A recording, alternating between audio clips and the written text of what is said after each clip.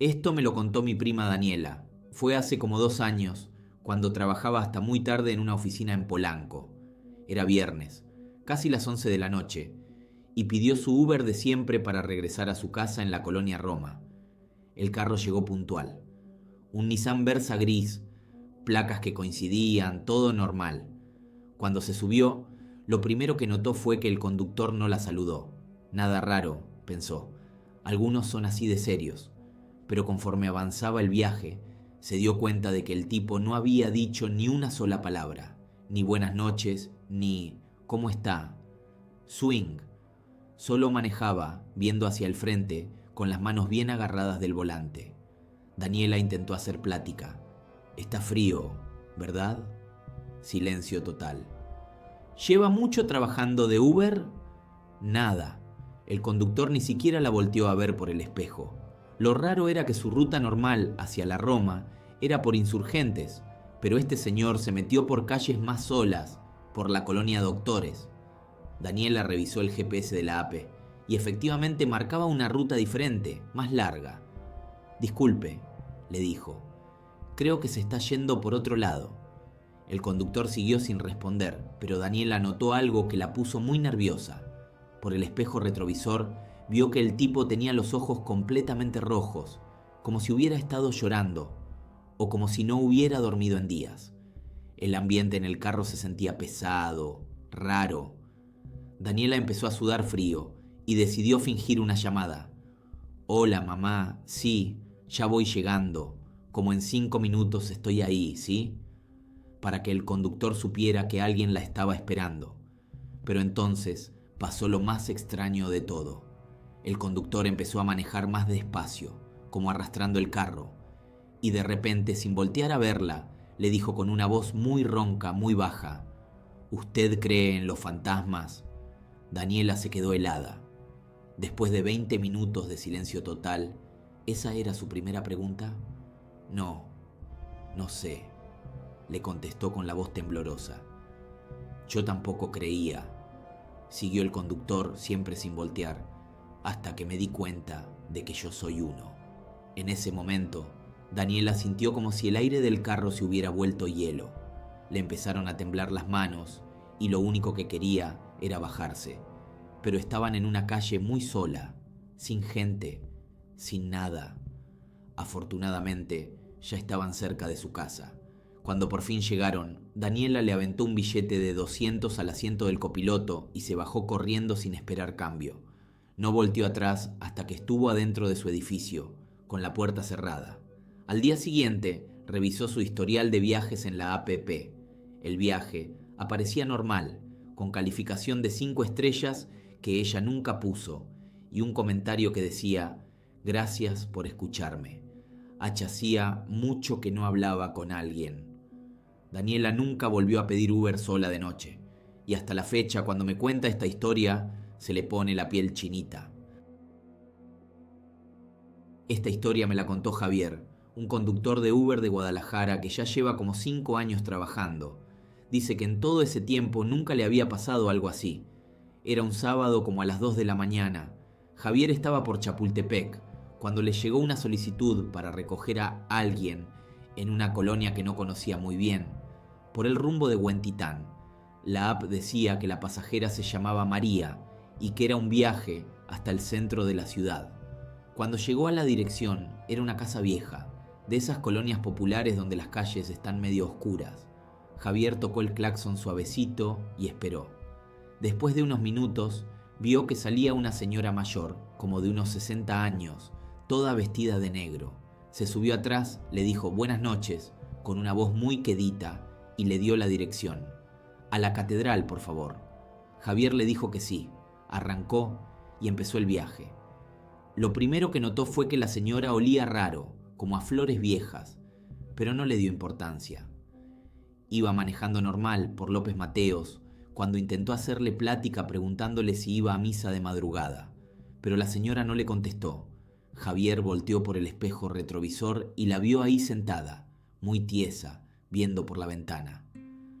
A lo mejor no me escuchó, pensó, y subió un poquito el volumen de la música, pero conforme avanzaba el viaje, Se empezó a sentir incómodo.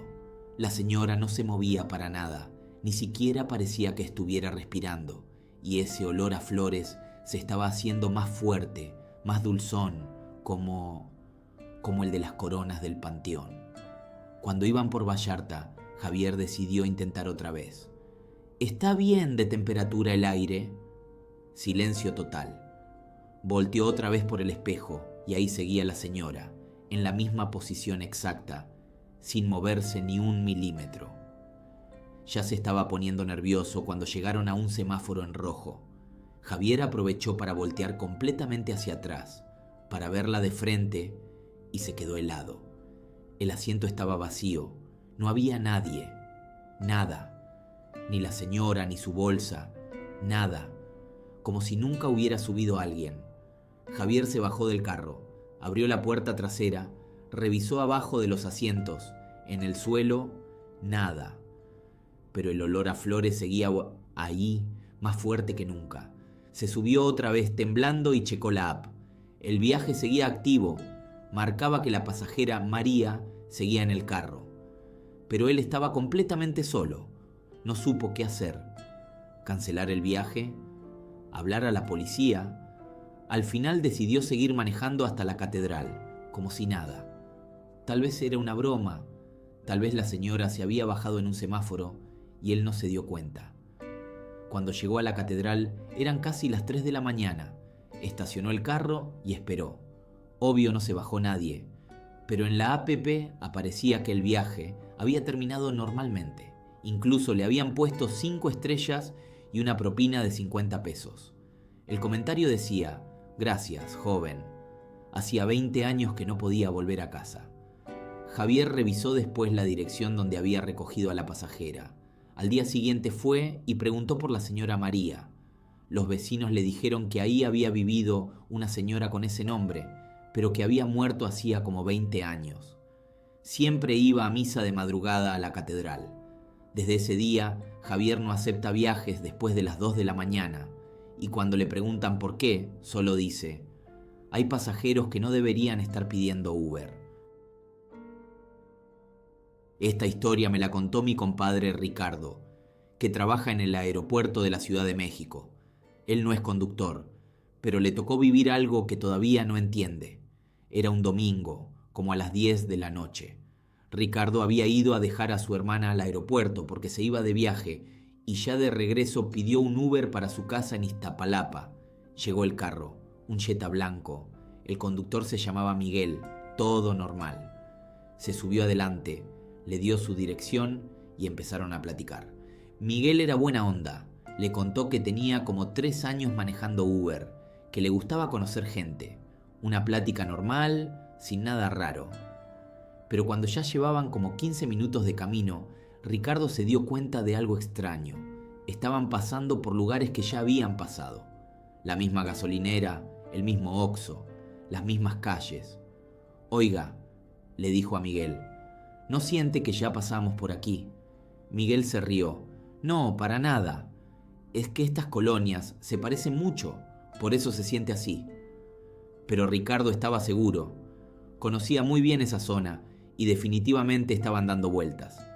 Checó el GPS de su celular y efectivamente estaban yendo en círculos, pasando por las mismas calles una y otra vez. Miguel, para el carro, le dijo, ya medio asustado. Algo está mal con el GPS. Pero Miguel siguió manejando como si nada, seguía platicando normal. No se preocupe, ya casi llegamos. A veces la app se confunde un poquito. Ricardo revisó la app de Uber y ahí decía que faltaban 8 minutos para llegar, pero había dicho eso mismo hacía 20 minutos.